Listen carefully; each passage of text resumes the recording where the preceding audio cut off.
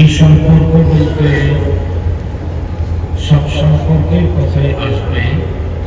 সবচাইতে দামি সম্পর্ক কোনটা আমরা এই আলোচনাতেই বুঝে ফেলতে পারবো ইনশাআল্লাহ। এতটুকু তো আমরা প্রত্যেকেই জানি, পৃথিবীতে প্রতিটি মানুষের এবং প্রতিটি বস্তুর দাম সম্পর্কের কারণে কমে এবং বাড়ে। সম্পর্কের কারণে একটা জিনিসের দাম কমে বাড়ে, একজন মানুষের দামও কমে এবং বাড়ে। সম্পর্কের কারণে প্রতিটি জিনিসের দাম যে কম বাড়া হয় তার বাস্তব প্রমাণ এই যে আমার হাতে আজকের 3 দিনের এই তাফসীরুল কোরআন মাহফিল সম্মেলনের একটা হ্যান্ডবিল আছে। আমি ওই হ্যান্ডবিলটাকে 2 ভাগে ভাগ করলাম। এখানে 2টা পেজ আছে, একটাই কাগজ, মান একই। এই পাশে যদি আমি কোরআন শরীফের আয়াত লিখি আর ওই পাশে যদি আমি একটা মানুষের কাপড়বিহীন ছবি লিখি, আঁকাই, কাপড় কিন্তু কাগজ কিন্তু একটাই। বলুন, একটা কাগজের 2টা পেজ করেছি, একটাতে কোরআন শরীফের আয়াত লিখলাম। বলেন তো দেখি এই কাগজটার মূল্য এখন স্বাভাবিক অনেক বেশি। যে কেউ যার ভিতরে ঈমান আছে, যে আল্লাহকে বিশ্বাস করে, নামাজ পড়ুক আর নাই পড়ুক, এই জাতীয় প্রতিটি মানুষ যে কাগজে কোরআনে পাকের লেখা আছে কাগজটাকে চুমু খাবে, এই কাগজটাকে বুকে জড়াবে, এই কাগজটাকে নিজের গায়ে কপালে লাগাবে, এই কাগজকে ইজ্জত এবং সম্মান করা নিজের জন্য সাআদত মনে করবে। পক্ষান্তরে ওই কাগজেই আরেকটাতে আছে একটা উলঙ্গ ছবি। বলুন তো দেখি, রুচিশীল কোন মানুষ এটাকে চুমু খাবে, এটাকে বুকে জড়াবে? বরং এটাকে দুমড়ে মুছড়ে সব করে ডাস্টবিনে ফেলে দিবে, না হয় পদপিষ্ট করবে। কাগজ একটাই, একাংশের সম্পর্ক হয়েছে আল্লাহ কোরআনের সাথে। তো বলি, আব্দুল গাউস কুতুব যত বড়ই বলেন, প্রত্যেকের কাছে সম্মানের পাত্র হয়ে গেছে। ওই কাগজের জায়গা মানুষের বুকে, ওই কাগজের জায়গা মানুষের মুখে, ওই কাগজের আসবাব মোহাব্বত মানুষের হৃদয়ের আগ্রহ।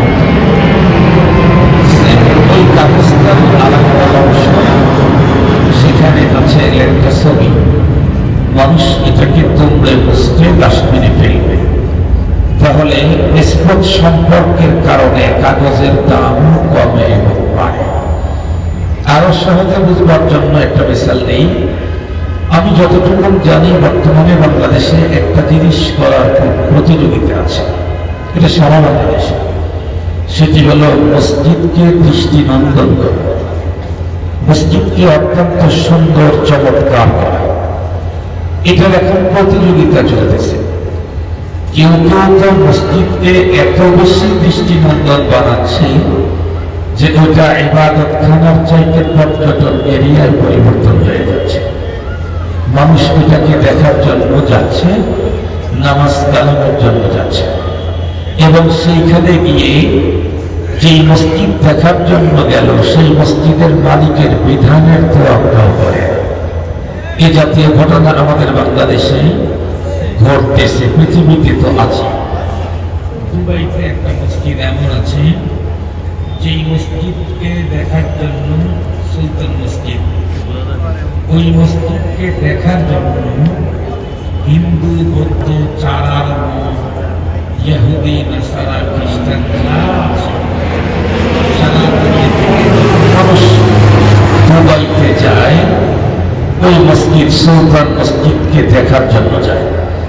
তবে সেখানে একটা সিস্টেম দেওয়া আছে, সেটা হলো মসজিদের নির্ধারিত এরিয়াতে ঢোকার আগে অমুসলিম যদি হয় তাহলে তাকে ওইখান থেকে বোরকা পরে ইসলামের সাজে সেজে ভিতরে ঢুকতে হবে।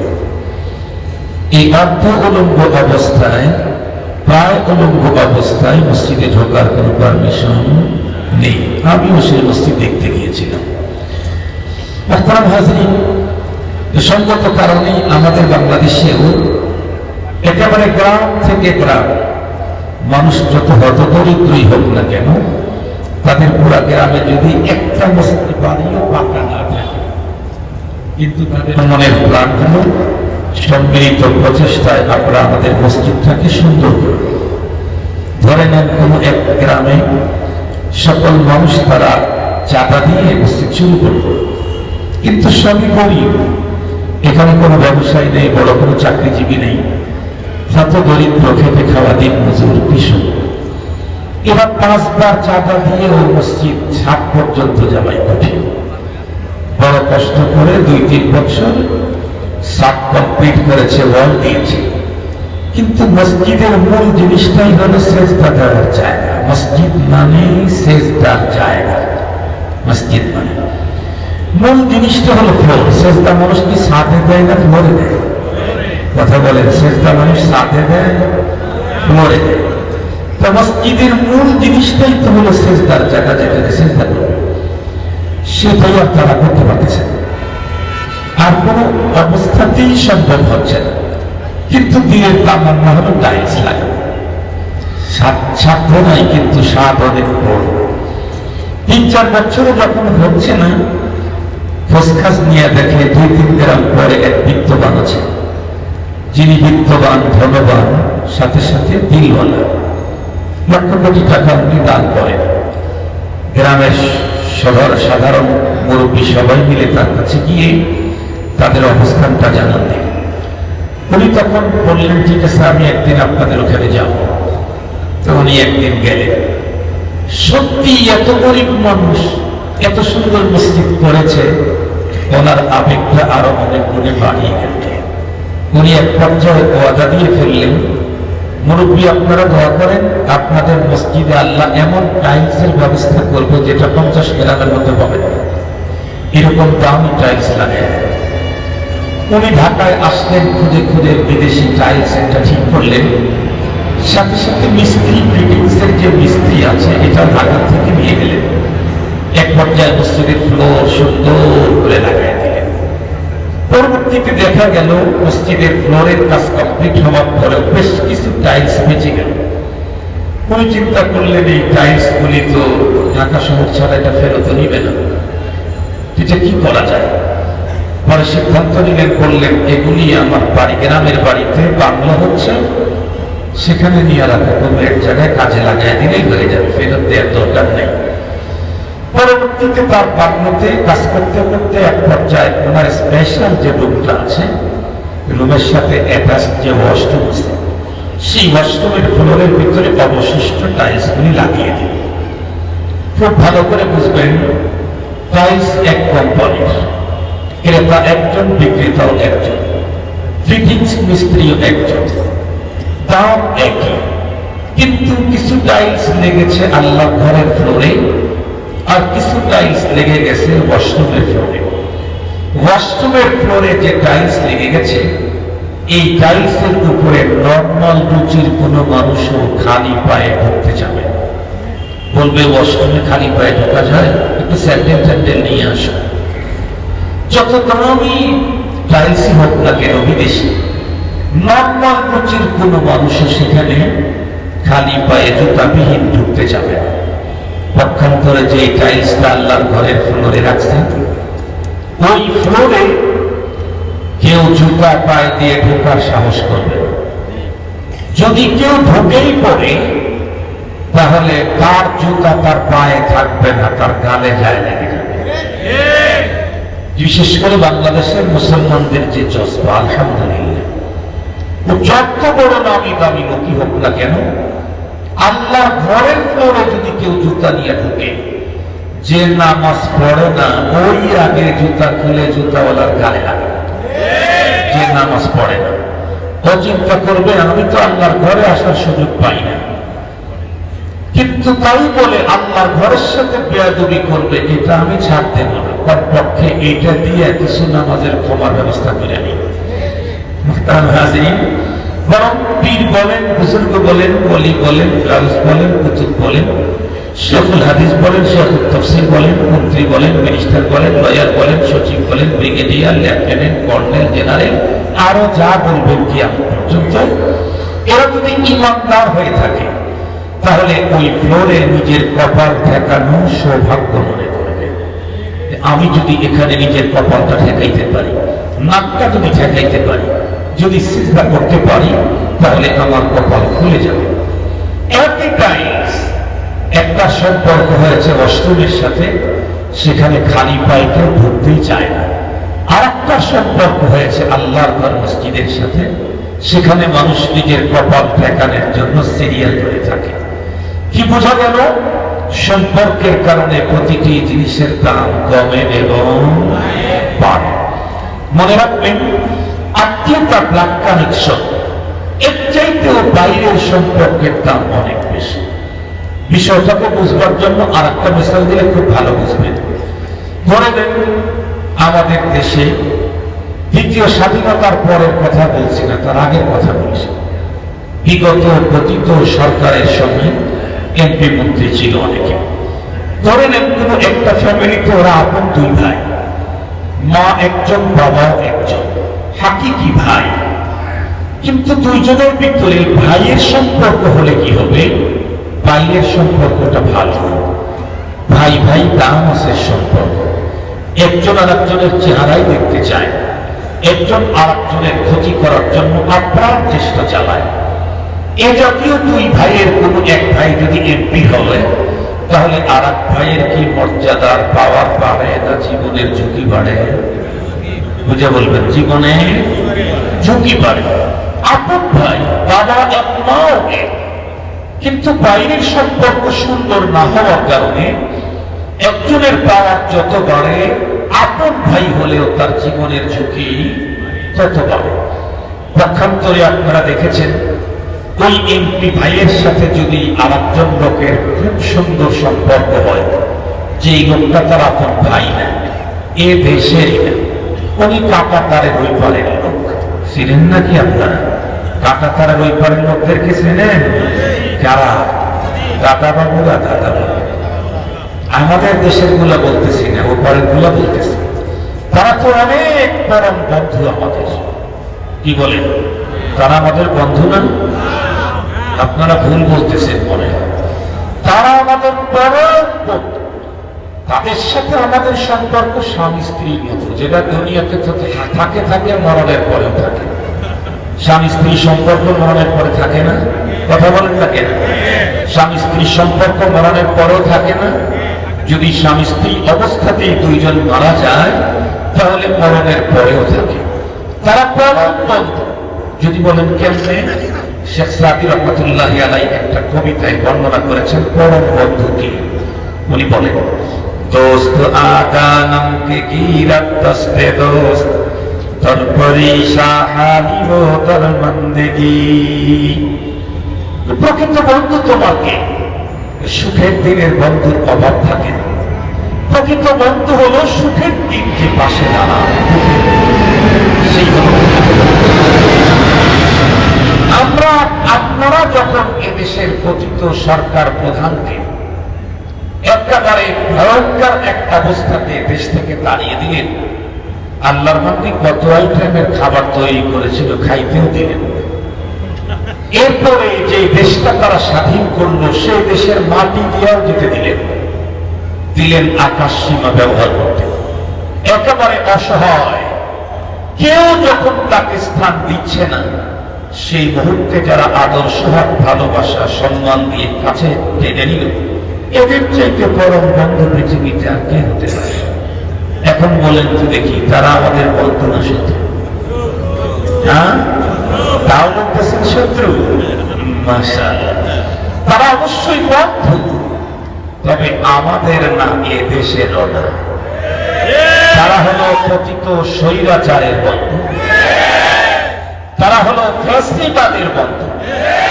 মুহতারাম হাজিরিন, ধরে নেন ওই পারের কোন এক বন্ধু এই পারের কোন এমপির সাথে খুব সম্পর্ক, ব্লাড কানেকশন নেই, আত্মীয়তার সম্পর্ক নেই, দেশের সম্পর্ক নেই, অন্য সম্পর্ক। বিগত দিনে আমরা দেখেছি এদেশে জন্ম নিলাম, এদেশের আইডি আছে, এদেশের পাসপোর্ট আছে, এদেশে জন্ম, এদেশে শিক্ষা, এদেশেই কর্ম। এরপরেও গিয়ে অফিসে গিয়ে দেখলাম আমার চলতে দাদা বাবুদের দাপটি বেশি। আপনারা মনে হয় দেখেন নাই, আমার চাইতে দাদা বাবুদের দাপট বেশি। কেন? কারণ হলো আমি এদেশের হলে কি হবে, পাওয়ারফুল লোকের সাথে আমার সম্পর্ক নাই, দাদা বাবুর সম্পর্ক আছে পাওয়ারফুল লোকের সাথে। কি বোঝা গেল? আত্মীয়তার সম্পর্কের চাইতে বাইরের সুসম্পর্কের দাম অনেক বেশি। এ কারণেই রব্বুল আলামিন ঈমানদারদেরকে ডেকে এই পৃথিবীর বিশেষ এক শ্রেণীর মানুষের সাথে সম্পর্ক করার জন্য অর্ডার করেছেন। পৃথিবীর সমস্ত ঈমানদারদেরকে ডেকে আল্লাহ তাআলা বলেন, ইয়া আইয়ুহাল্লাযীনা আমানু, আল্লাহ বলেন হে ঈমানদারেরা, ইত্তাকুল্লাহ, তোমরা তাকওয়ার মতো মহান সম্পদ অর্জন করো। তাকওয়ার সম্পদ অর্জন করলে আমার কি পাওনা হবে? আল্লাহ বলেন, ইন আউলিয়াউহু ইল্লাল মুত্তাকুন। আল্লাহ বলেন তুমি যদি মুত্তাকি হতে পারো, তাকওয়ার গুণ অর্জন করতে পারো, তাহলে তুমি তো এখন আমার বান্দা। তাকওয়া অর্জন করলে তুমি আমার বন্ধু হয়ে যাবে। সুবহানাল্লাহ বলবেন না? কাটা তারের ওই পারে থেকে যদি এই পারের লোকের বন্ধু হয়, তার যদি এত দাপট হয়, আমি যদি রব্বুল আলামিনের বন্ধু হই, আমার কি দাপট হবে না? আমার কি পাওয়ার হবে না? আমার কি মর্যাদা হবে না? নিশ্চিত। এখন প্রশ্ন হলো, রব এ মহান তাকওয়ার এই গুণ পাবো কোথায়? কোন ফ্যাক্টরিতে, কোন জায়গায়, কোন মার্কেটে, কাদের কাছে পাওয়া যায়? আল্লাহ পাক দেখিয়ে দিলেন। আল্লাহ পাক বলেন,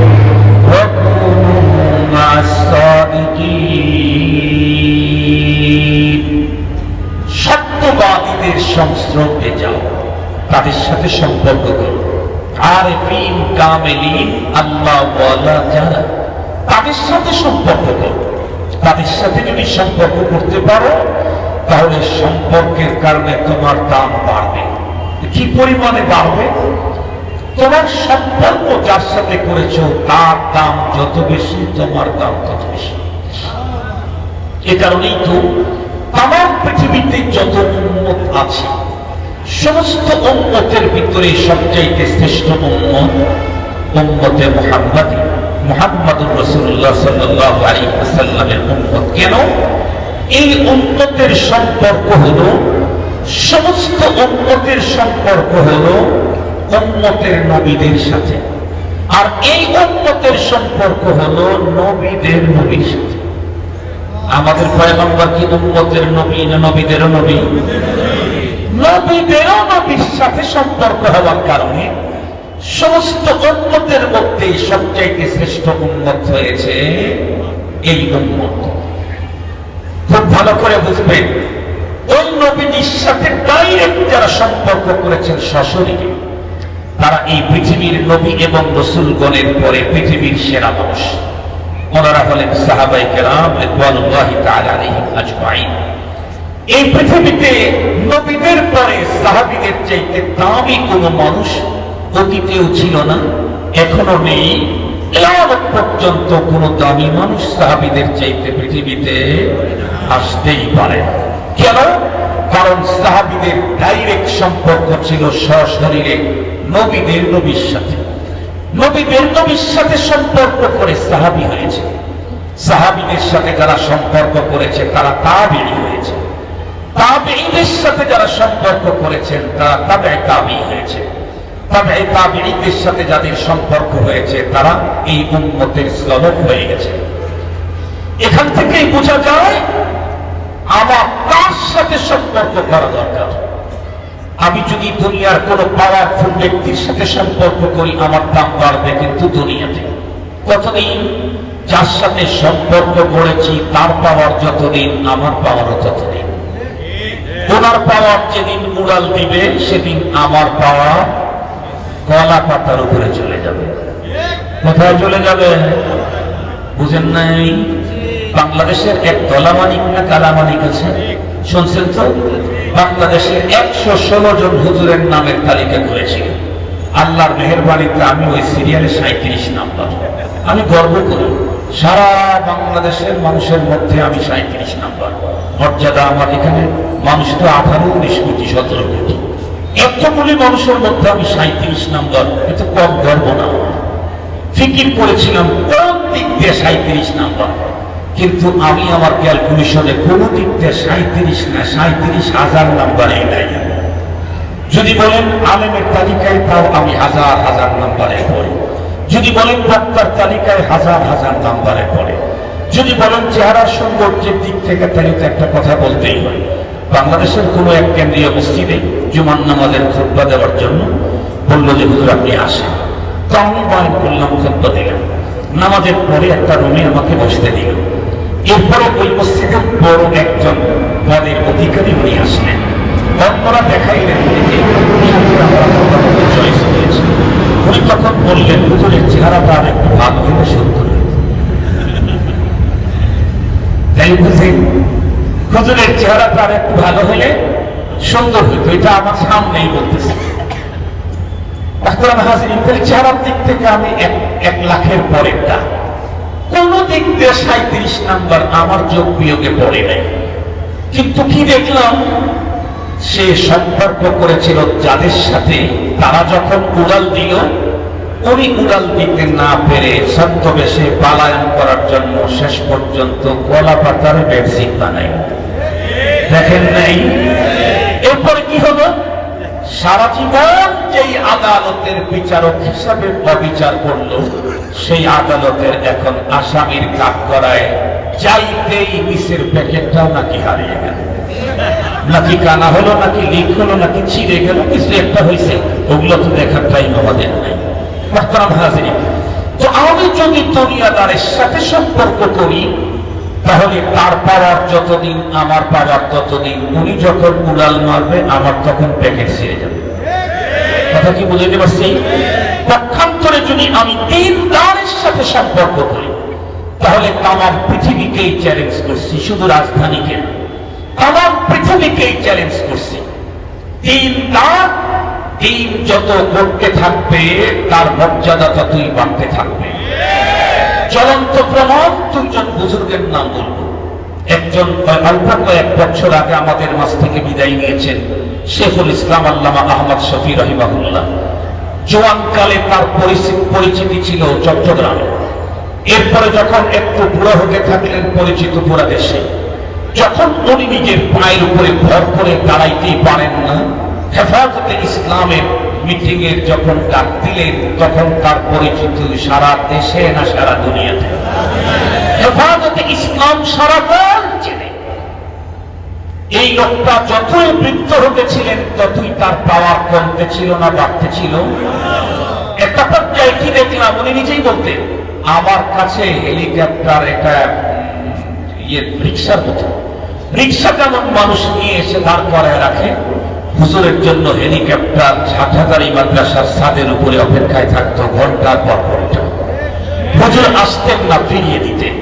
শুধু তাই না, এই দেশের চিত্র আমরা দেখেছি। সবচেয়ে বড় দন্ত দেখাইতো যেই লোকটা, সেই লোকটা কোনো একটা প্রোগ্রামে বিনয়ের সাথে হাত আগায়া দেয়া হুজুরের কাছে বাবা মার জন্য দোয়া চাইতে বাধ্যই হয়েছিল। উনি তো দুনিয়াতে যত বয়স বাড়তে ছিল, ততই পাওয়া বাড়তে ছিল। আমি নিজের চোখে দেখেছি। বাংলাদেশের অনেক সংস্থার প্রধানেরা নিজের চোখে দেখেছি আমি হাটহাজারিতে। কারণ আমি তো হাটহাজারী হযরতের মুজাজ, ওনার খেলাফত প্রাপ্ত। হুজুর অনেক মহব্বত করতেন, যদিও লম্বা টাইম সাহাবত পাই নাই। আমি দেখতাম অনেক ডিপার্টমেন্টের সংস্থার প্রধানেরা ঘন্টা ব্যাপী দাঁড়িয়ে আছে শুধুই সাক্ষাতের অনুমতির অপেক্ষায়। শুধু কি তাই, আর একজন আল্লাহর ওলি হযরতে শাহজালাল রাহমাতুল্লাহি আলাইহি বেঁচে আছেন না মারা গেছেন? আরেকটু জোরে বলেন। কিন্তু তার পাওয়া, এদেশে রাষ্ট্রীয় ক্ষমতায় অতীতে যারা ছিল, এরা যে কোনো সময়ে জাতীয় নির্বাচন সামনে আসতেই হযরতে শাহজালালের মাজারে গিয়ে দোয়া দরুদ পড়ে তারপরে নির্বাচনের কার্যক্রম শুরু করত। বলুন তো দেখি, যে দোয়ার জন্য যায় সে বড় না যার কাছে যায় সে বড়? আরে একটু জোরে বলে। যার কাছে গেল উনি কি বেঁচে আছেন ওইটা না মরাদা?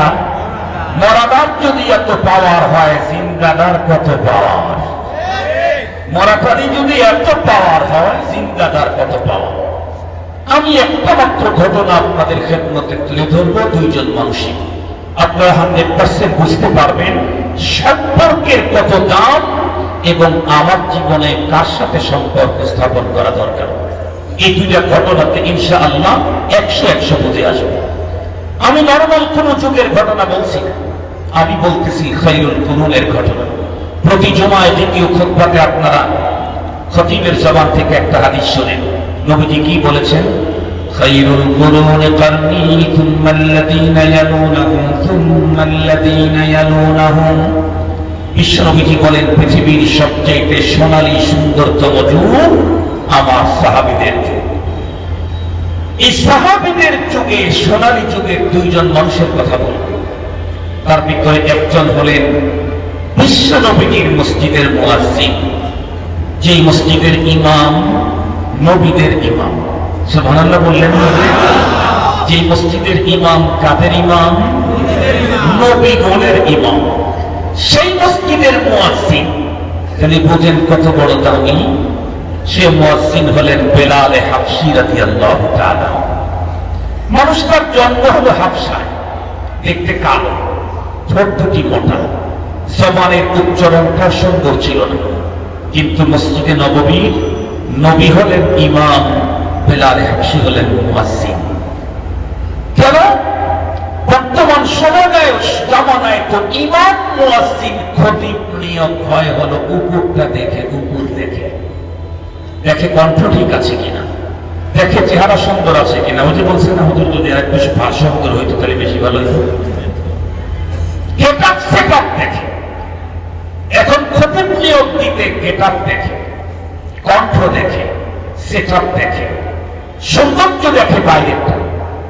কিন্তু সেই সময়ে ইমাম আর মুয়াজ্জিন নিয়োগ দিতে গেটআপ সেটআপ দেখা হয় নাই, ভিতরটা দেখা হয়েছে। আর ভিতরটা দেখেছেন কে? যিনি ভিতর দেখতে পারেন সে, উনি হলেন রব্বুল আলামিন। আল্লাহ পাক রব্বুল আলামিন কোরআনে হাকিমে বলেন উলাইকাল্লাযীনা ইমতাহানাল্লাহু কুলুবাহুম লিত্তাকওয়া। আমি তো সাহাবীদের অন্তরকে পরখ করেছি, দেখেছি, যাচাই করেছি, পরীক্ষা নিয়েছি। পরীক্ষা নেওয়ার পরে রেজাল্ট আউট করেছেন রাদিয়াল্লাহু আনহু। আমি তাদের দিনের অবস্থা দেখে আমি আল্লাহ রাজি আর খুশি হয়েছি। ভিতরেরটা দেখা হয়, এখন দেখা হয় উপরেরটা। এ কারণে এখন মসজিদে মুসল্লির অভাব নাই, কিন্তু মুসল্লির নামাজ কয় কিলোমিটার উপরে পড়ে জানা নাই, উপরে যায় জানা নাই। এখন মুয়াজ্জিনের কণ্ঠে শ্রোতাদের মনের ভিতরে আনন্দের তোলার কোনো অভাব নাই, কিন্তু কোন মুয়াজ্জিনের আযান আসমান পর্যন্ত যায় না যায় আমার জানা নাই। মুহতারাম হাজিরিন, সেদিকে যেতে চাই না। হযরতে বেলাল হাবশী মানুষটা কালো, কৃতদাস, এরপরে আবার হাবশায় জন্ম। কিন্তু লোকটা সম্পর্ক করছে কার সাথে? নবীদের নবীর সাথে। রাসূলের সাথে বলেন না, তাইলে তো এক গ্রেড কমে গেল। বলেন নবীদের নবীর সাথে।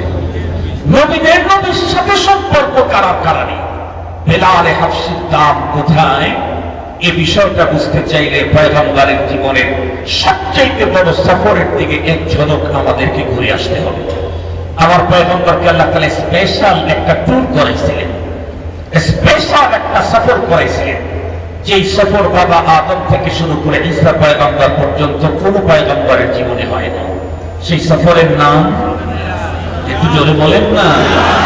আমার সাথে কথা বললে আপনাদের লস নাই তো? নবীজি বলেন আদ-দাল্লু আলাল খায়র কাফাইলি।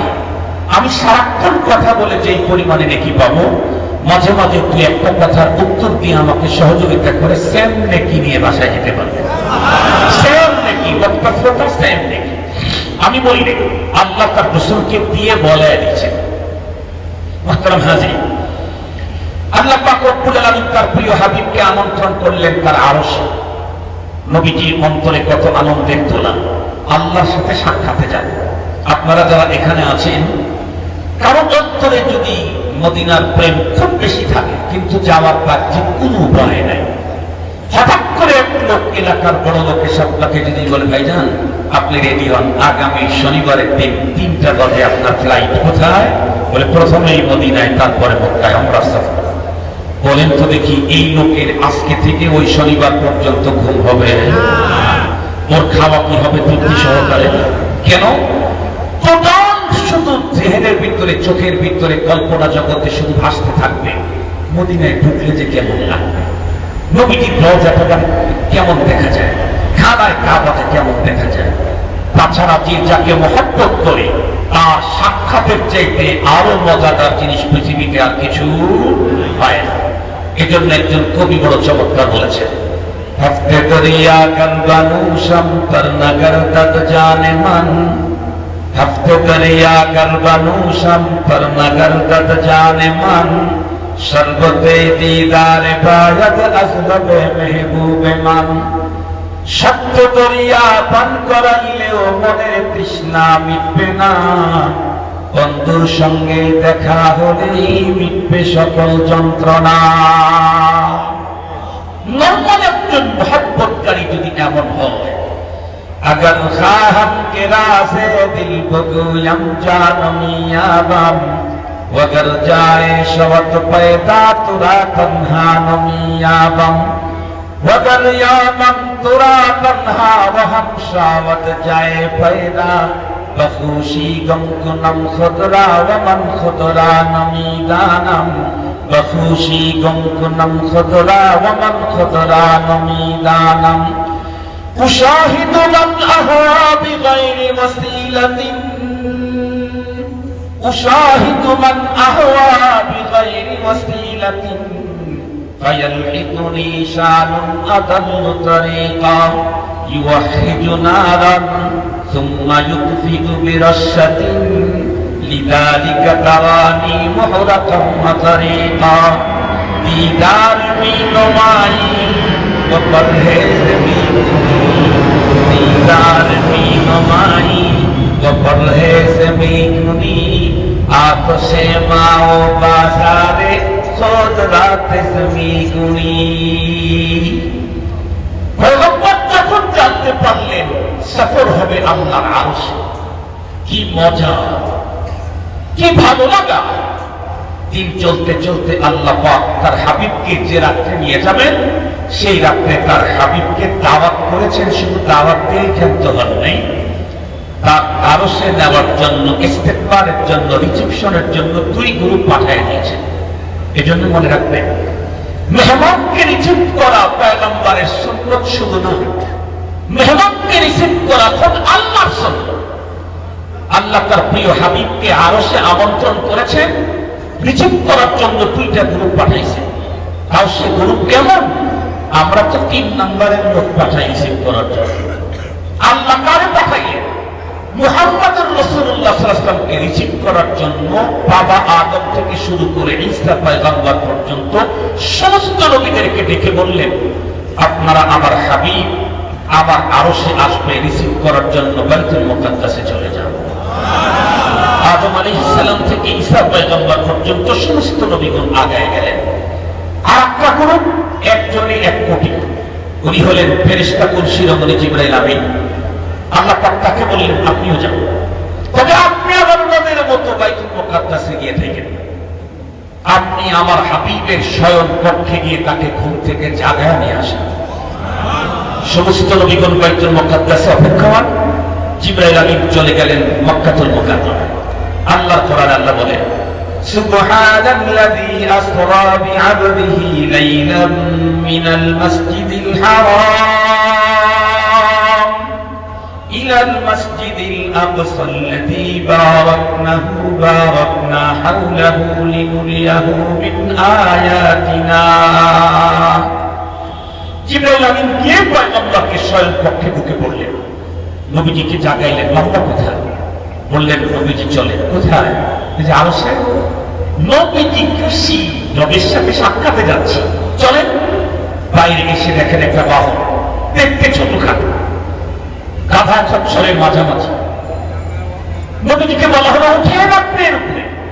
বিশ্ব নবীজি যখন চলে বসলেন, আল্লাহ এত ছোট বাহন কিন্তু চলার গতি কিতাবের ভিতরে এসেছে আমার আপনার চোখের সীমানা শেষ যেখানে এই বাহনের এক কদম। এখন এত দূরে যদি কদম ফেলে তাহলে বাইতুল মুকাদ্দাস যাইতে কয় বছর লাগবে? কথা বলেন। আল্লাহ বলে দিয়েছেন রাত্রের কিছু অংশ লেগেছে, অল্প সময় করতে পয়গম্বর চলে গেলেন বাইতুল মুকাদ্দাসে। বাইতুল মুকাদ্দাসে হাজির হওয়ার পর জিবরাইল আমিন ডেকে বললেন, পয়গম্বর বাহন থেকে নামুন। নামলেন। জিবরাইল আমিন পয়গম্বরের সেই বাহনটাকে নিয়ে ওই পাথরের সাথে বেঁধে দিলেন, যেই পাথরের সাথে অতীতের নবীগণ বাইতুল মুকাদ্দাসে ইবাদতে আসলে তাদের বাহনকে বেঁধে রাখতেন। জিবরাইল আমিন নেমেই দেখলেন আল্লাহ, এটা সমস্ত পয়গম্বর হ্যাঁ আপনাকে রিসিপশন করার জন্য এসেছে, তো আমার কি করলেন? জিবরাইল আমিন উত্তর করেন, সমস্ত নবীগণ যেহেতু আপনাকে রিসিভ করার জন্য এখানে এসেছেন, রব আপনাকে এত বড় মর্যাদা দিয়েছেন, সেই রবের শুকরিয়া আদায়ের জন্য আপনাকে এখানে সালাত আদায় করতে হবে, নামাজ পড়তে হবে। তো সিস্টেম কি হবে? আমি সব জানাই দিচ্ছি। আযান হবে কি? হবে। মুয়াজ্জিন কি হবে? জিবরাইল আমিন উত্তর করে, আজকে যেহেতু সমস্ত নবীগণ এখানে নামাজ আদায় করবেন, এজন্য মুয়াজ্জিনের জিম্মাদারি আল্লাহ আমাকে দিয়েছেন। আজকে বাইতুল মুকাদ্দাসের মুয়াজ্জিনকে কথা বলেন না কেন? জিবরাইল আমিন বাইতুল মুকাদ্দাসের মুয়াজ্জিন। জিবরাইল আমিন আযান দেওয়া শুরু করেছে, আল্লাহু আকবার আল্লাহু আকবার আশহাদু আল্লা ইলাহা ইল্লাল্লাহ আশহাদু আন্না বলার পরে থেমে গেলেন। রব্বুল আলামিন জিজ্ঞেস করে, জিবরাইল থামলে কেন? জিবরাইল আমিন উত্তর করে, হ্যাঁ আমি বুঝতেছি না কোনটা বলবো, কারণ এখানে আদম সফিউল্লাহ আছেন, ইব্রাহিম খলিলুল্লাহ আছেন, মুসা কালিমুল্লাহ আছেন, ঈসা রূহুল্লাহ আছেন, মুহাম্মদুর রাসূলুল্লাহ আছেন। আল্লাহ বলার পর কোনটা বলবো এটা আমি বুঝতেছি না। আল্লাহ পাক তখন জানা দিলেন, যেই পয়গম্বরকে টার্গেট করে এই আয়োজন সাজানো হয়েছে মুহাম্মদুর রাসূলুল্লাহ, ওনার উপস্থিতিতে অন্য কোনটা বলার কোনো পারমিশন নাই। আপনি বলেন আশহাদু আন্না মুহাম্মাদার রাসূলুল্লাহ। মূলত এই জায়গাতে আযান দেওয়ার আরেকটা কারণ ছিল, সে কারণটা হলো সমস্ত নবীগণের কাছ থেকে রূহের জগতে আল্লাহ পাক একটা ওয়াদা নিয়ে রেখেছিলেন। কোরআন হাকিম আল্লাহ তাআলা বলেন, وَإِذْ أَخَذَ اللَّهُ مِيثَاقَ النَّبِيِّينَ لَمَا آتَيْتُكُم مِّن كِتَابٍ وَحِكْمَةٍ ثُمَّ جَاءَكُمْ رَسُولٌ مُصَدِّقٌ لِّمَا مَعَكُمْ لَتُؤْمِنُنَّ بِهِ وَلَتَنصُرُنَّهُ قال أأقررتم وأخذتم على ذلكم إصري قالوا أقررنا قال فاشهدوا وأنا معكم من الشاهدين। রূহের জগতে সমস্ত নবীদের কাছ থেকে আল্লাহ একটা প্রতিশ্রুতি নিয়ে রাখছিলেন, সেটা কি? আমি আপনাদেরকে ইলম দেব, নবুয়ত দেব, রিসালাত দেব, শরীয়ত দেব, সব দেব। সুম্মা ওলামা তোলা ধরা বলবে, সুম্মার ভিতরে দুইটা অর্থ, তাখির আখির। অনেক দেরিতে সবার পরে, অনেক দেরিতে আপনাদের সবার পরে একজন নবী আসবেন। লা তুমিনুন্না বিহি, তার প্রতি আপনাদের কি ঈমান আনতে হবে। এখন মজার কথা, যার উপর ঈমান আনতে হবে উনি আসার আগে আমরা চলে গেলাম, তো ঈমান আনবো কেমনে? কিন্তু এই প্রশ্ন কোন নবী না করে বলছেন আকরার। আল্লাহ আপনি ওয়াদা চাইলেন, আমরা ওয়াদা দিয়ে দিলাম। ওয়াদা পূরণের জন্য রব্বুল আলামিন সমস্ত নবীগণকে মেরাজের এই সফরে বাইতুল মুকাদ্দাসে পাঠিয়ে দিলেন। জিবরাইলকে বললেন তুমি আযান দাও। জিবরাইল আযান দেওয়া শুরু করলেন। মাসআলা হলো মুয়াজ্জিন যা বলে মুসল্লিকে তাই বলতে হয়। আল্লাহু আকবার আল্লাহু আকবার, সমস্ত নবীগণ বললেন আল্লাহু আকবার আল্লাহু আকবার, আশহাদু আল্লা ইলাহা ইল্লাল্লাহ জিবরাইল আমিনের কণ্ঠের সাথে মিলাইয়া আসহাবুত তাইসা সমস্ত নবীগণ বললেন আশহাদু আল্লা ইলাহা ইল্লাল্লাহ আশহাদু আন্না মুহাম্মাদার রাসূলুল্লাহ। জিবরাইল আমিনের কণ্ঠের সাথে কণ্ঠ মিলাইয়া আসহাবুত তাইসা সমস্ত নবীগণ বললেন আশহাদু আন্না মুহাম্মাদার রাসূলুল্লাহ।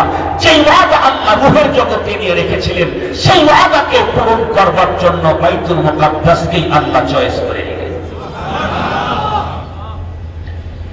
মুসলমান ভাইরা, আমি আমার লম্বা কথা বলতে চাই না।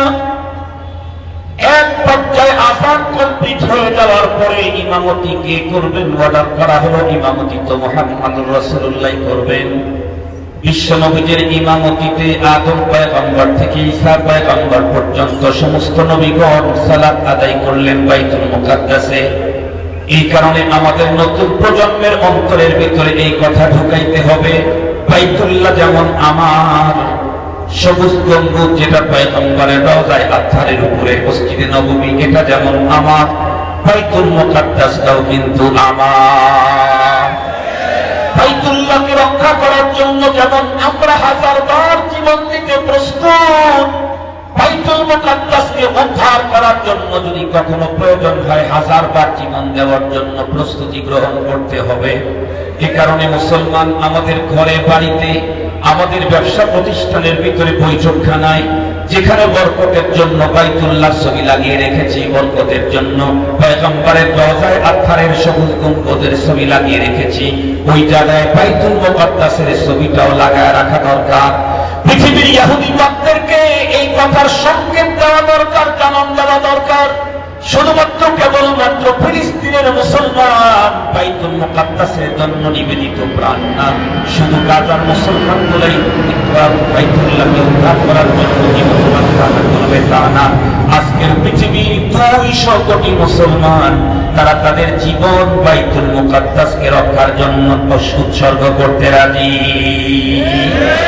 হাজার কোটি মুসলমানকে শেষ করে ইসরায়েলি ইহুদিবাদ কখনো যেন স্বপ্ন না দেখে বাইতুল মুকাদ্দাসকে তারা তাদের কন্ট্রোলে রাখবে। অতীতে 50, 60, 70 বছর পর্যন্ত জবরদখল করতে পেরেছে। আমার আল্লাহর ঘর আল্লাহর বান্দারা উদ্ধার করেছে।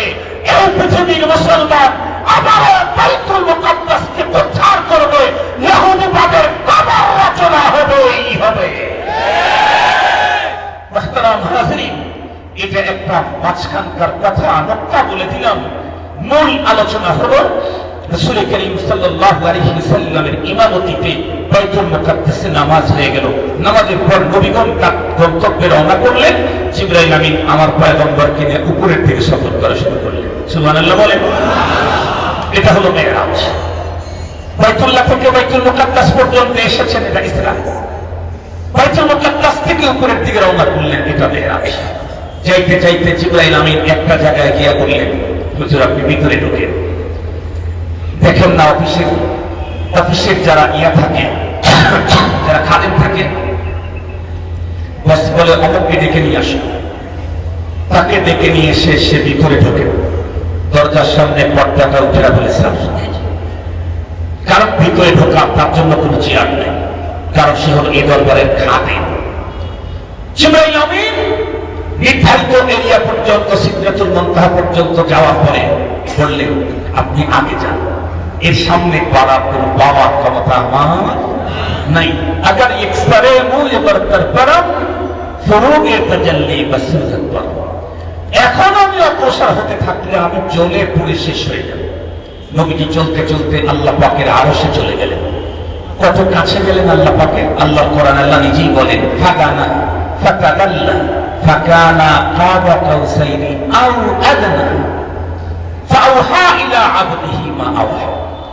কত কাছে দাঁড়ালেন। এক বর্ণনায় এসেছে, জয়ীফ না কবি এটা বলতে পারবো না, তবে এক বর্ণনায় আসছে রব্বুল আলামিন তার কুদরতের হাত তার প্রিয় হাবিবের কাঁধের উপরে রেখে কথাবার্তা শুরু করে দিলেন। কি মজা, কি মজা। একবারে বলতে বলতে রব্বুল আলামিন দেখে বললেন, হাবিব আমার তো অনেক প্রজেক্ট। আল্লাহ পাকের কোরআন আল্লাহ তাআলা বলেন, আমার প্রজেক্ট যদি গুনতে চাও পশ্চিমকালেও দুনিয়ার সব মানুষ মিলে গুণে শেষ করতে পারবে। রব্বুল আলামিনের প্রজেক্ট কতগুলি। রব বলেন আমার তো অসংখ্য অগণিত প্রজেক্ট, সবগুলি প্রজেক্ট আপনাকে দেখানোর কোনো সুযোগ নেই, তবে আজকে আমি আপনাকে দুইটা প্রজেক্ট দেখাই দেব, একটা জান্নাতের প্রজেক্ট আর একটা জাহান্নামের প্রজেক্ট। এ কারণেই আমরা বয়ানে বলি সমস্ত নবী রাসূলগণ জান্নাত জাহান্নামের ওয়াজ করেছেন না দেখে, আমার রাসূল জান্নাত জাহান্নামের ওয়াজ করেছেন নিজের চোখে দেখে এসে। বিশ্ব নবীজি বলেন আমি যখন রব্বে কারীমের জান্নাতের প্রজেক্টটা দেখার জন্য যখন বিসমিল্লাহ বলে সদর গেটের ভিতরে হাত দিয়ে ভিতরে যখন ঢুকে পড়লাম, তখন কি দেখতে পেলাম? জান্নাতের ভিতরে পা দিয়েই দেখি আমার বেলালে হাফসি জান্নাতের ভিতরে আমার সামনে গরম পায়ে দিয়ে হাঁটাহাঁটি করে। আপনারা বলতে পারেন হুজুর বিশ্ব নবীজিকে তো রব্বুল আলামিন মেরাজে নিয়ে গেছেন, বেলাল হাফসি তখন তো ইন্তেকাল করেন নাই, তাকে তো মেরাজে আমন্ত্রণ করা হয় নাই, উনি জান্নাতে কেমনে ঢুকলেন? এমন প্রশ্ন যদি করেন তাহলে বলবো এই প্রশ্ন করার আগে ডান দিকের কালো আর বাম দিকের কালো গুলার দিকে তাকান, দেখেন এইখানে কোনো একটা মোবাইলের ভিতরে যদি লাইভ অপশন চালু করে থাকে তাহলে খুব ভালো করে বুঝবেন বাইতুল মাহমুদ জামে মসজিদের এখানে আমি বয়ান করতেছি, কিন্তু ওই লাইভের ভিতরে যত মানুষ ঢুকবে আমেরিকা থেকে তারা দেখবে তাদের রুমের ভিতরে আব্দুল ওয়াসিদকে দেখা যায়, জাপানে কেউ দেখতে চাইলে সেখানে দেখা যায়, পাকিস্তানে দেখতে চাইলেও দেখা যায়, কাতারের ওই পারের দাদাগুলা দেখতে না চাইলেও যদি একটু অপশনটা খোলে তাহলে সেখানেও দেখা যায়। মানুষের তৈরি করা প্রযুক্তির কারণে এক আব্দুল বাসেতকে যদি একটা টাইমে লক্ষ জায়গায় দেখা যায়, এই মানুষটাকে যিনি তৈরি করলেন সেই রব্বুল আলামিনের প্রযুক্তির মাধ্যমে মদিনার বেলালকে জান্নাতে দেখানো যায় না। মুসলমান ভাইরা আমার জান্নাতে কি দেখাইলেন? রব্বুল আলামিন তার প্রিয় হাবিবকে দেখাইয়া দিলেন, হাবিব আমার বেলাল কালো হলে কি হবে, বেলাল কৃতদাস হলে কি হবে, বেলালের জবানের অস্পষ্টতা হলে কি হবে, বেলাল হাবশায় জন্মগ্রহণ করলে কি হবে। বেলাল তো সম্পর্ক তৈরি করেছে আমার হাবিবের সঙ্গে, নবীর সঙ্গে। এজন্য দেখেন আপনার কালো বেলাল তার মর্যাদা কোথায় নিজের চোখে দেখে যান। এতক্ষণ পর্যন্ত আলোচনায় কি বুঝলাম? বেলালে হাবশির জন্ম হাবশাতে, এরপরে কৃতদাস, তারপরে কালো, কিন্তু সম্পর্কটা করছে পৃথিবীর সবচাইতে বড় ভালো নবীদের সঙ্গে সম্পর্ক। এজন্য বেলালে হাবশির জায়গা জান্নাতের ভিতরে আল্লাহ তার হাবিবকে দেখাইয়া দিলেন। পক্ষান্তরে ওই খায়রুল কুরুন, ওই সোনালী যুগের আরো একজন মানুষের ইতিহাস বলতে চাই, মাত্র 2-4 মিনিটের ভিতরেই কমপ্লিট করে দেব ইনশাআল্লাহ। যেই লোকটার চেহারার সৌন্দর্যের বর্ণনা কি দেব? আমাদের দেশের ভিতরে দেখবেন কোন মানুষের চেহারা যদি বর্ণনাতীত সুন্দর হয় তখন আমরা কি বলি? অমুকের চেহারায় আগুন। কথা বলেন ঠিক না ব্যাঠিক বললাম? কি বলে? অমুকের চেহারা না আগুন। খুব ভালো করে বুঝবেন, আমাদের দেশে যেমন কোন একজন মানুষের চেহারা অস্বাভাবিক সুন্দর হলে তারা আগুন বলি, ওই যুগের একজন মানুষ তার চেহারাটা অতি সুন্দর হওয়ার কারণে তার নামই রাখা হয়েছিল আবু লাহাব। আমরা তো বলি আগুন, তারা বলে আগুনের বাবা। আবু লাহাব আঙ্গার লাহাবের বাবা। এত সুন্দর চেহারা জন্ম নিল কোথায়? পৃথিবীর সবচেয়ে শ্রেষ্ঠতম জমিন, যেই জমিনের ভিতরে আছে খানায়ে কাবা, যেই জমিনের ভিতরে আছে মিনা মুজদালিফা, যেই জমিনের ভিতরে আছে সাফা মারওয়া, যেই জমিনের ভিতরে আছে মাকামে ইব্রাহিম, যেই জমিনে আছে জাবালে নূর, যেই জমিনের ভিতরে আছে আরাফা, যেই জমিনের ভিতরে আছে জাবালুর রাহমা। এত বরকতময় নিদর্শনের মাঝেই যেই লোকটার জন্ম হলো সে হলো আবু লাহাব। জন্ম নিল কেমন ফ্যামিলিতে? আল্লাহু আকবার। আমরা আমাদের পয়গম্বরের ফ্যামিলি স্ট্যাটাস বর্ণনা করতে গিয়া, তার মর্যাদার ফজিলত বর্ণনা করতে গিয়া যতগুলি উপাধি লাগাই সবগুলা তো আবু লাহাবের জন্য প্রযোজ্য। আমার পয়গম্বর ইসমাইলি, আবু লাহাব ইসমাইলি। আমার পয়গম্বর হাশিমি, আবু লাহাব হাশিমি। আমার পয়গম্বর কুরাইশি, আবু লাহাব কুরাইশি। আমার পয়গম্বর মুত্তালিবি, আবু লাহাব মুত্তালিবি। বরং গভীর ভাবে তাকাইলে দেখা যায় আমার পয়গম্বর মুত্তালিবি বিল ওয়াসিতা, আবু লাহাব মুত্তালিবি বিলা ওয়াসিতা। আমার পয়গম্বর মুত্তালিবি আবু লাহাব ডাইরেক্ট মুত্তালিবী। ভালো করে বুঝবেন, নবীর জন্য বংশীয় যত মর্যাদার কথা আমরা বলি, পড়েছি, শুনেছি, সবগুলি আবু লাহাবের জন্য প্রযোজ্য। আবু লাহাবের চেহারার সৌন্দর্যের কারণে নামে রাখা হয়েছে আগুনের বাবা আবু লাহাব। সবচেয়ে পৃথিবীর সেরা জায়গায় জন্ম নিল, পৃথিবীর শ্রেষ্ঠতম বংশে তার জন্ম হলো। যেই বংশের একজনকে আল্লাহ পাক নবীদের নবী বানালেন, ওই বংশের একজনকে আল্লাহ নবীদের ইমাম বানালেন, ওই বংশের একজনকে আল্লাহ মুসাদ্দিকুল আম্বিয়া ঘোষণা দিলেন, সেই বংশের একজনকে আল্লাহ পরপারে শাফাআতে কুবরা দাওয়াত দিলেন, যেই বংশের একজনের হাতে পরপারে হাউজে কাউসারের নিয়ন্ত্রণ দেওয়া হবে। এত বড় বংশে জন্মগ্রহণ করেও সম্পর্ক কি নবীর সাথে না আবু জাহালের সাথে? কথা বলেন না কেমনি? সম্পর্ক কার সাথে? আবার একটু জোরে বলেন, কার সাথে?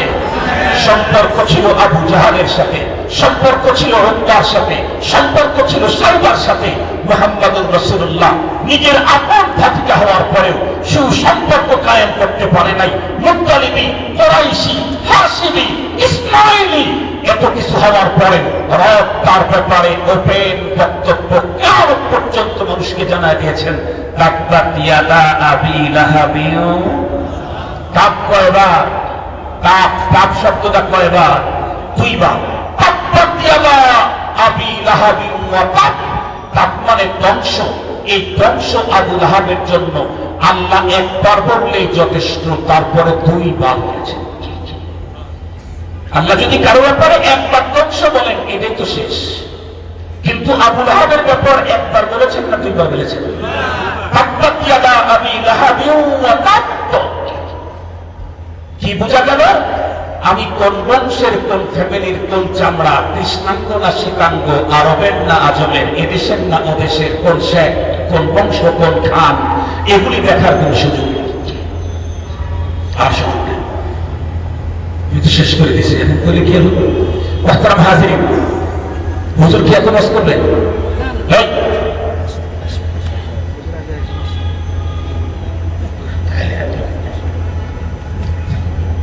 মানে ওই আসছে আমার কাছে, ওই বলেন নাই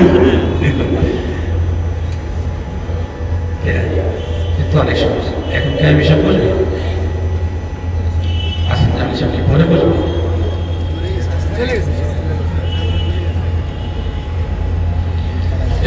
আগে আগে নিয়ে আসে। আমি যখন বয়ান শুরু করি, নাহমাদুহু বলি হলো আমার টাইমের উপর মেসেজ করি। আল্লাহ শুধু এক দুইটা কাজ ভালো করার চেষ্টা করি, ভালো করতে পারি। আমি ভালো সে কথা বলি না, তবে আমি ভালো থেকে চয়েস করি। কথাকে বুঝাতে পারছি? আমি ভালো তা বলছি, তবে আমি তাদেরকে চয়েস করি। আমি ভালো না, কিন্তু ভালোদেরকে আমি চয়েস করি। কেন? যাতে করে কোনো একদিন আল্লাহ আমাকে আমার চয়েস ফুল হওয়ার তৌফিক দান করে। আমি বুজুর্গদেরকে মহব্বত করি, আমি আহলে ইলমদেরকে মহব্বত করি। আল্লাহ আপনাদেরকেও আল্লাহওয়ালাদের সাথে সুসম্পর্ক করার তৌফিক দান করেন। আমার আলোচনায় তো আজকে সম্পর্কের দাম মনে আছে না আপনাদের? আমার আজকের টপিকস হলো সম্পর্কের মূল্য, সম্পর্কের দাম। তো বলতেছিলাম, আবু লাহাব এত উন্নত বংশ, উন্নত চেহারা, উন্নত দেশে জন্মগ্রহণ করেও শুধু সম্পর্কটা আবু জাহালের সাথে হয়েছে, নবীর সাথে হয় নাই। রব্বুল আলামিন তার ব্যাপারে চূড়ান্ত ঘোষণা দিয়ে সূরা একটা নাযিল করলেন, সূরা লাহাব। তাব্বাত ইয়াদা আবি লাহাব, আবু লাহাবের হস্তদ্বয় ধ্বংসপ্রাপ্ত। মুহতারাম হাজির, আমি যে বংশেরই হই, আমি বংশ থেকে মুক্তি পেতে চাইলে কাদের সাথে সম্পর্ক রাখতে হবে? নবী অথবা নায়েবে নবী। কথা বলেন নবী, নায়েবে নবী। কথা বলেন নবী, নায়েবে নবী। নবীর বংশে জন্মগ্রহণ করেও নবীর সাথে সম্পর্ক না থাকার কারণে তার যদি বংশ অনিবার্য হয়, আমি কোন বংশে জন্ম নিলাম? আমি কার সাথে সম্পর্ক রাখছি? আমার সম্পর্ক কার সাথে? আমি কার মশওয়ারা মানছি? মনে রাখতে হবে, কিয়ামত পর্যন্ত আর কোন নতুন নবী আসবেন না। কিয়ামত পর্যন্ত আর কোন নতুন নবী। আর আবার বলেন কিয়ামত পর্যন্ত আর কোন নতুন নবী, পুরাতন একজন নবী আসবেন, তার নাম যেন কি ঈসা। যেভাবে বললেন তাতে মনে হয় আপনার খালাতো ভাই, আপনার 3 নম্বরের ছোটটা ঈসা, ছোট ভাইরে যেমন বলে পয়গম্বরের নাম তেমন বলছে। একটু আদব শিখেন। নবী রাসূলদের নাম উচ্চারণ করতে খুব আজমতের সাথে উচ্চারণ করতে হবে। সাহাবায়ে কেরাম রিদওয়ানুল্লাহি তাআলা আলাইহিম আজমাইন, ওনাদের নাম উচ্চারণ করতে আজমত মুহাব্বতের সাথে উচ্চারণ করতে হবে। হাত্তা কি উলামায়ে কেরামের নাম উচ্চারণ করতেও যদি পথভ্রষ্ট আলেম না হয়, তাহলে অবশ্যই তার নাম ইজ্জত, সম্মান, আজমতের সাথে উচ্চারণ করতে হবে। মনে থাকবে তো ইনশাআল্লাহ? মুহতারাম হাজিরিন, খুব ভালো করে কথাগুলি বোঝার জন্য চেষ্টা করবেন। বাংলাদেশে একটা সময় অনেক মানুষের মুখ থেকে শুনতাম মামুনুল, মামুনুল, মানে নামটাও শুদ্ধ করে বলতে শিখে নাই। তারা হলো এদেশের সবচেয়ে বড়। মামুনুল নাম না মামুন নাম? কথা বলেন না কেন? মামুনুল হকের নাম হলো মামুনুল হক। যদি হক কেটে নেন তাহলে মামুন বলতে হবে। মামুন এরা বাচ্চা কাকমার সাথে কোনটা লাগাই দেন। এতটুকু দক্ষতা যোগ্যতা যাদের নাই, নামটা শুদ্ধ করে বলতে পারে না, কোন অক্ষর পর্যন্ত নাম আর কোন অক্ষর পর্যন্ত নাম না, এটাও যারা আন্দাজ করতে পারে না, তারা মোল্লাদেরকে অশিক্ষিত বলতে চায়, তারা উলামায়ে কেরামদেরকে মূর্খ বলতে চায়। তারা সব বোঝে, শুধু নামটা ভালো করে বলতে পারে। আমার তো মনে আছে পৃথিবীর সবচেয়ে বড় আতঙ্ক ছিল উসামা বিন লাদেন। তার নামটা যখন লেখালেখি হলো তখন দেখছি সবাই বলে তারে লাদেন। লাদেন তো এর বাবা। উনি লাদেন না, ওনার বাবা লাদেন? কথা বলেন না কেন?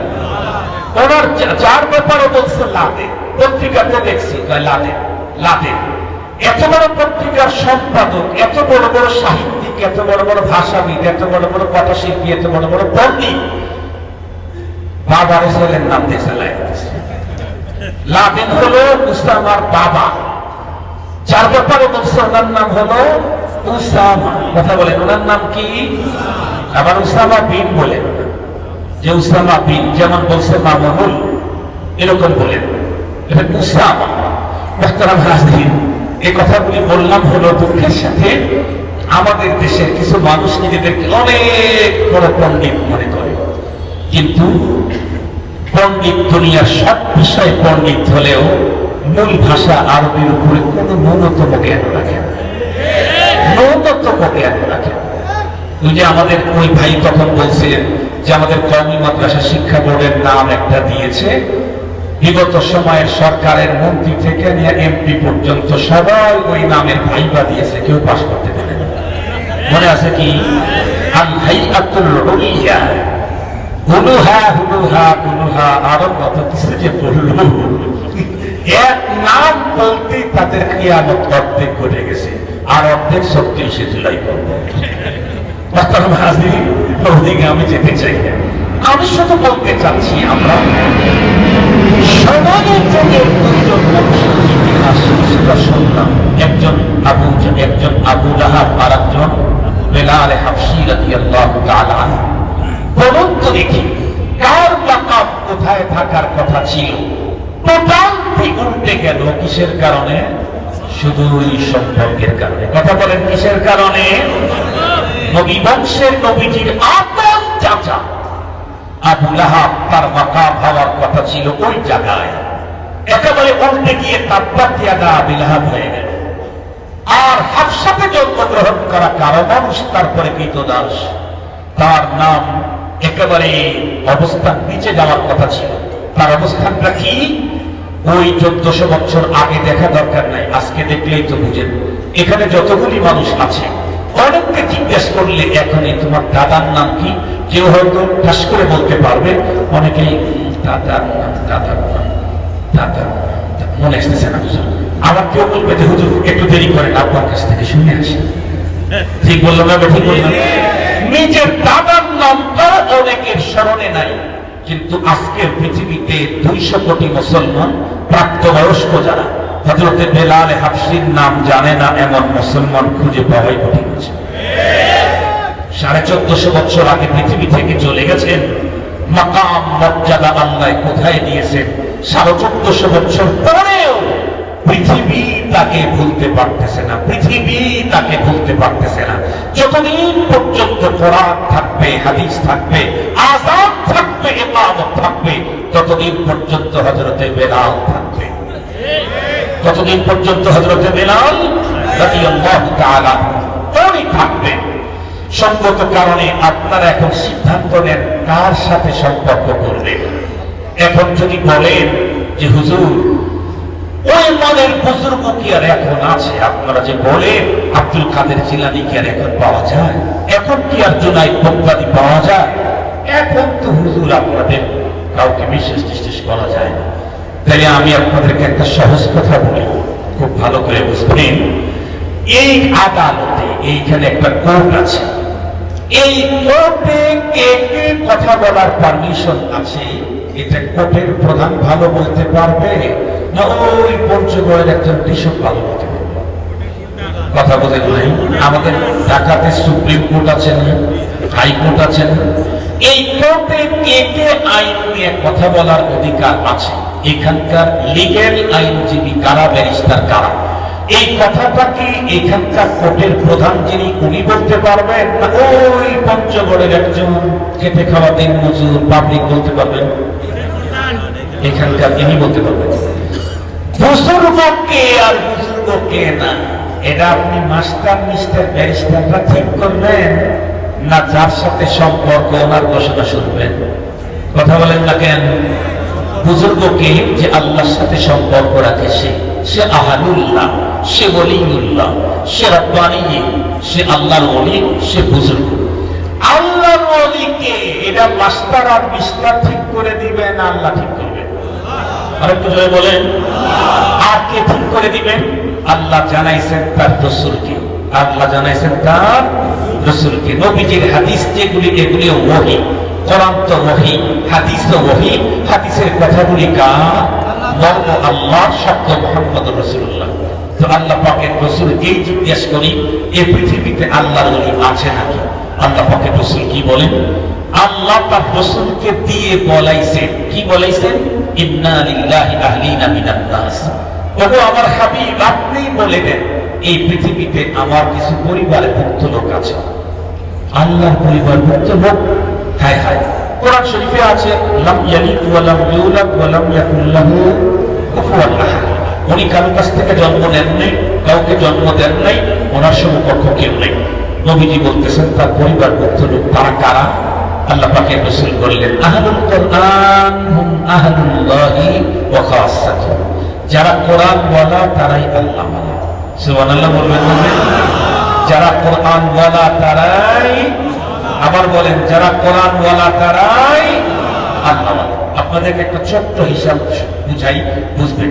আপনাদের কোনো কোম্পানি আছে না, অথবা ছোটখাটো ফ্যাক্টরি অথবা ছোট একটা ব্যবসায়ী আছে, কিন্তু সেই ব্যবসাতে একজন ম্যানেজার নিয়োগ দিয়েছেন। 50 বছর হয় আপনার এখানে থাকে।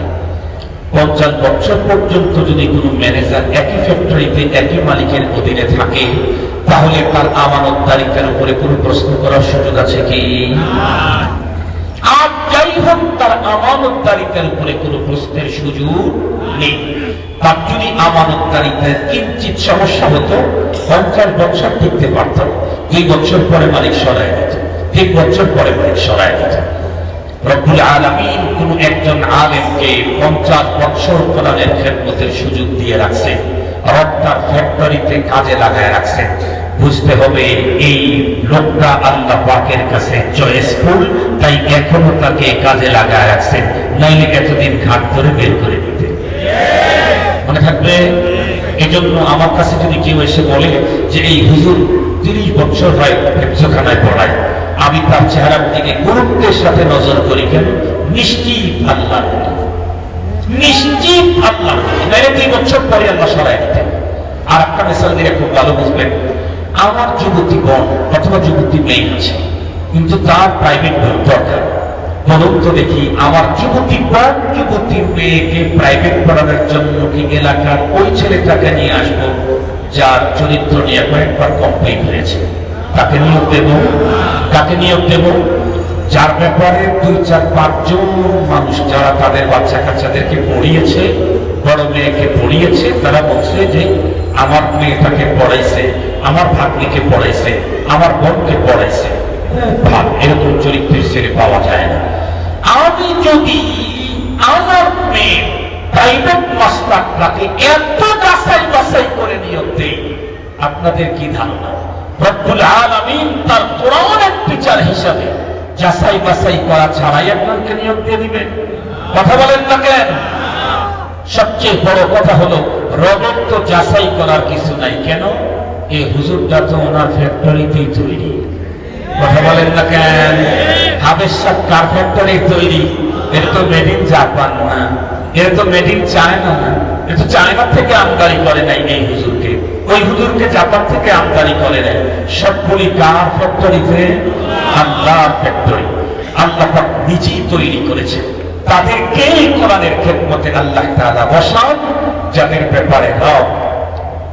ব্যাপারে রবের ধারণাই নাই, বরং রব যাদেরকে ওইভাবে তৈরি করেছে। এই জন্য এদের মাকাম অনেক অনেক অনেক উঁচু, এদের মর্যাদা অনেক উঁচু।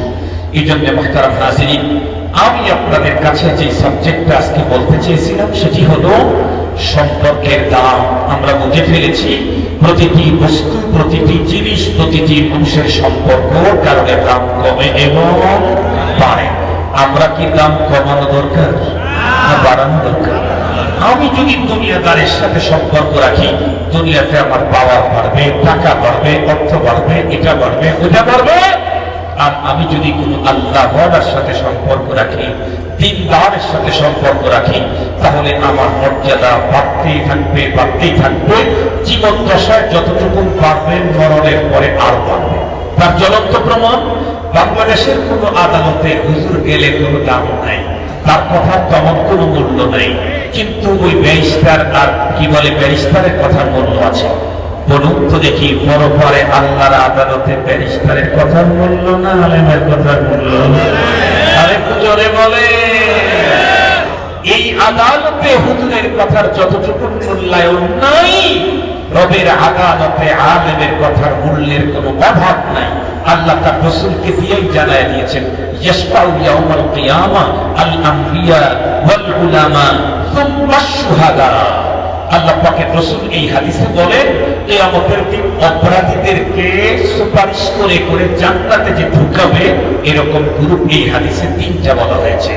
1 নম্বর, নবী এবং রাসূলগণ সুপারিশ করে করে অপরাধীদেরকে জান্নাতে পাঠিয়ে দিবেন। 2 নম্বরে নায়েবে নবীগণ। সুবহানাল্লাহ বলেন। 1 নম্বরে নবী, 2 নম্বরে কথা বলেন, 2 নম্বরে ওয়াল উলামা, 2 নম্বরে ওয়ারাসাতুল আম্বিয়া। 1ম নম্বর আম্বিয়া, 2 নম্বর ওয়ারাসাতুল আম্বিয়া। 3 নম্বর কারা? ওয়াশুহাদা, যে মানুষগুলি আল্লাহর জমিনে আল্লাহর দ্বীন প্রতিষ্ঠার জন্য রণাঙ্গনে শাহাদত বরণ করেছে, নিজের স্ত্রীকে বিধবা করেছে, সন্তানদেরকে ইয়তীম করেছে, জীবনের সুন্দর মজার দিকে তাকায় নাই, রবের দ্বীন দুনিয়াতে চিন্তা করার জন্য জীবনের শেষ নিঃশ্বাসটুকু দিয়েছে, শেষ বিন্দু রক্ত পর্যন্ত দিয়েছে। এত বড় কোরবানি যে করেছে, উনি 3 নম্বরে সুপারিশ করবেন। 2 নম্বরে, 1 নম্বরে আম্বিয়া, 2 নম্বরে ওয়ারাসাতুল আম্বিয়া। মনে থাকবে তো? 3 নম্বরে শহীদগণ। তাহলে বুঝেন আলেমের মাকাম কত উঁচা। আলেম যদি শহীদ না হয়ে থাকে, নবীর পরে ওয়ারাসাতুল আম্বিয়া, আম্বিয়াদের পরে ওয়ারাসাতুল আম্বিয়া। সেকেন্ড, 3 নম্বরে হলো শহীদ। সে যত বড়ই দ্বীনের কাজে কে শহীদ হোক না কেন, তার বালা আসবে 3 নম্বরে। এখান থেকে বোঝা যায় আল্লাহ পাকের কাছে একজন আলেমের মাকাম কত। আমি যদি তার সাথে সম্পর্ক করতে পারি, আজকের পৃথিবীর সবচাইতে বড় মর্যাদাবান আমি হতে পারবো। আল্লাহ পাকের রাসূল তো বলেই দিয়েছেন, খায়রুকুম মান তাআল্লামাল কুরআনা ওয়া আল্লাম। তোমাদের মধ্যে সর্বশ্রেষ্ঠ হলো কোরআনের আলিম আর তালিবুল ইলম। কথা বলেন, কোরআনের আলিম আর তালিবুল ইলম। এই 2 গ্রুপ হলো আজকের পৃথিবীর সবচেয়ে শ্রেষ্ঠ। সঙ্গত কারণেই আমার যদি সম্পর্ক হয় এই শ্রেষ্ঠ জামাতের সাথে, তাহলে রব আমাকেও শ্রেষ্ঠত্ব দান করবে। কথা বলেন, রব আমাকেও শ্রেষ্ঠত্ব দান করবে। আমি আমার আলোচনাকে আর দীর্ঘায়িত করতে চাচ্ছি না, হয়তো এখনই চলে আসবেন আমার ভাইয়েরা, দুইজন অপেক্ষা করতেছেন সিরিয়ালে। খালেদ সাইফুল্লাহ আইয়ুবী সাহেবও চলে এসেছেন, এরপরে হাসান জামিল সাহেব। আমরা তো 100